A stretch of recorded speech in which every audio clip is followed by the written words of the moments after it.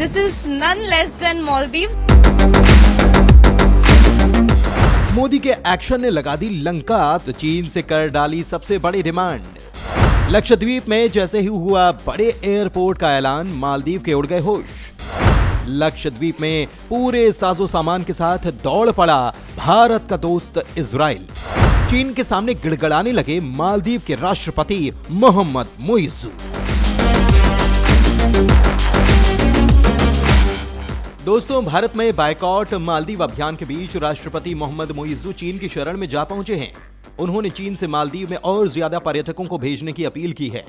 मुइज्जू को डर सता रहा है कि अगर भारतीय पर्यटक मालदीव नहीं पहुंचे तो उनके देश की अर्थव्यवस्था को भारी नुकसान हो सकता है, क्योंकि पीएम मोदी की लक्षद्वीप यात्रा पर मालदीव नेताओं के भद्दे कमेंट के बाद भारत में बायकॉट मालदीव के ट्रेंड करने लगा है। और इस बायकॉट ट्रेंड ने टूरिस्ट इकोनॉमी पर निर्भर मालदीव की जड़ों को हिलाकर रख दिया है, क्योंकि एक तो साल 2023 में मालदीव में भारत के सबसे ज्यादा टूरिस्ट पहुंचे थे और अब भारत ने लक्षद्वीप पर अपना फोकस कर डाला है, तो बाकायदा वहां आनन फानन में तगड़े एयरपोर्ट का भी ऐलान कर दिया गया है। साथ ही भारत से भी जो लोग मालदीव जाने का प्लान कर रहे थे, वे लगातार अपना मूड बदलते जा रहे हैं।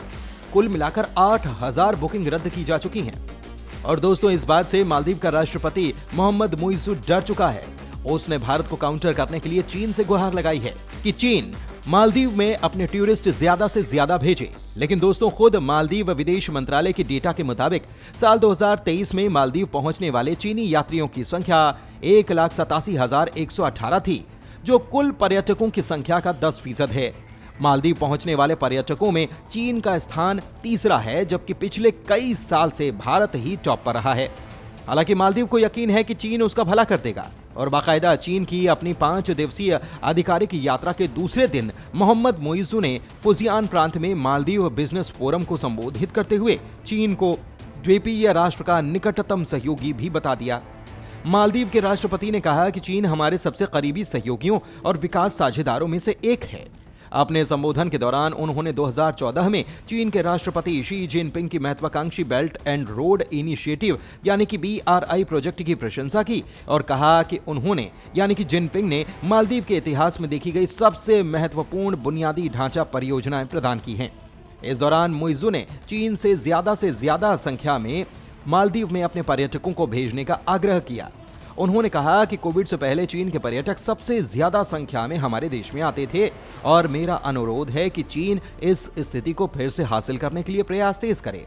मालदीव की मीडिया की रिपोर्ट में बताया गया कि दोनों देशों ने हिंद महासागर द्वीप में एक एकीकृत पर्यटन क्षेत्र विकसित करने के लिए $5 करोड़ अमेरिकी की परियोजना पर हस्ताक्षर किए हैं।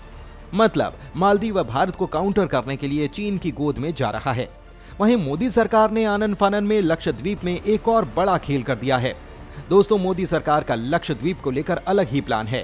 भारत सरकार लक्षद्वीप के मिनिकॉय आइसलैंड पर एक नया एयरपोर्ट बनाने जा रही है, जहां से फाइटर जेट्स, मिलिट्री एयरक्राफ्ट और कमर्शियल विमानों का संचालन भी हो सकेगा। यहां पर ड्यूल पर्पस एयरफील्ड बनाया जाएगा। इसके पहले सिर्फ मिलिट्री इस्तेमाल के लिए एयरफील्ड बनाने का प्रस्ताव सरकार के पास गया था, लेकिन अब उसे अपग्रेड करके ड्यूल पर्पस एयरफील्ड के तौर पर फिर से भेज दिया गया है। अगर यहां पर एयरफील्ड बनती है तो भारत अरब सागर और हिंद महासागर में चारों तरफ कड़ी निगरानी रख सकेगा, समुद्री लुटेरों की कार्यवाही पर विराम लगा सकेगा। नौसेना और वायुसेना के लिए हिंद महासागर और अरब सागर में ऑपरेशन करना ज्यादा आसान हो जाएगा। साथ ही चीन की बढ़ती गतिविधियों पर रोक लगाने का मौका भी मिलेगा। मिनिकॉय आइलैंड पर एयर स्ट्रिप बनाने का सबसे पहला प्रस्ताव भारतीय तट रक्षक बल ने दिया था। हालांकि अब इस नए एयरपोर्ट और एयरफील्ड का संचालन भारतीय वायुसेना करेगी।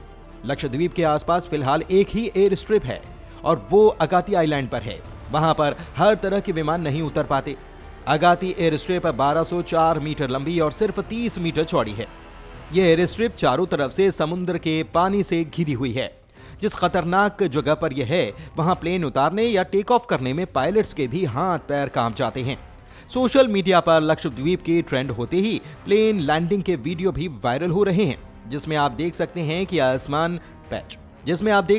आसमान से इस एयरपोर्ट का नजारा किसी स्वर्ग जैसा नजर आता है और प्लेन यहां लैंड होते हुए किसी जन्नत में जाता नजर आता है। हालांकि दोस्तों अब यहां के मिनिकॉय आइलैंड पर नया और बड़ा एयरपोर्ट बनाने का प्रस्ताव फुल प्रूफ है। वैसे दोस्तों, लक्षद्वीप के कवरत्ती आइलैंड पर भारतीय नौसेना का INS द्वीप रक्षक नौसैनिक बेस है। यहाँ पर भारतीय नौसेना पहले से मौजूद है। यहाँ पर भारतीय नौसेना पहले से मजबूत है, लेकिन अब तैयारी हो रही है वायुसेना की मौजूदगी की और ताकत बढ़ाने की, और ये एक साथ कई मोर्चों पर भारत को बढ़त देने वाला है। वैसे दोस्तों, यहाँ केवल मोदी का ही प्लान काम नहीं कर रहा, बल्कि इजराइल भी लक्षद्वीप में कूद पड़ा है। मोइजू की लंका लगाने के लिए इजराइल कुछ ऐसा करने जा रहा है कि मालदीव को मिर्ची लगना तय है। दरअसल इजराइल ने एक बड़ा ऐलान किया है कि लक्षद्वीप को टूरिस्ट डेस्टिनेशन के तौर पर विकसित करने के प्रोजेक्ट पर काम करने के लिए वो खुद तैयार है। इसके लिए वो साल भर पहले भी लक्षद्वीप विजिट कर चुका है। ये कह सकते हैं कि लक्षद्वीप की तस्वीरें भले ही अभी आई हों, लेकिन इसे दुनिया के बेहतरीन द्वीप के तौर पर स्थापित करने की सेंटर की कोशिश तो पहले से चल रही होगी। भारत का दोस्त इजराइल लक्षद्वीप में डिसैलिनेशन प्रोसेस के खारे पानी की अशुद्धियां दूर कर उसे साफ पानी में बदलेगा। इससे वहां साफ और मीठे पानी की समस्या पूरी तरह से खत्म हो जाएगी, जो किसी भी टूरिस्ट स्पॉट के लिए बेहद जरूरी है। पीएम मोदी ने साल 2017 में इजराइल दौरे के दौरान वहां बेहद मॉडर्न तकनीक देखी थी। इसके बाद लक्षद्वीप और अंडमान के लिए भी इस प्रोसेस पर बात की गई। दरअसल मालदीव में 90 के दशक में ही वहां डिसैलिनेशन प्लांट बनने लगे। हालांकि अब भी इस तकनीक की मदद से टूरिस्ट की ही जरूरत पूरी होती है। बहुत सा काम बारिश के पानी को जमा कर किया जाता है। मतलब दोस्तों, मालदीव अगर भारत के साथ पंगा नहीं लेता तो उसका कुछ बुरा नहीं होने वाला था। लेकिन मालदीव में मोहम्मद मुइज़ू के राष्ट्रपति बनने के बाद भारत के साथ उनके संबंध अब रसातल में पहुंचते दिखाई दे रहे हैं।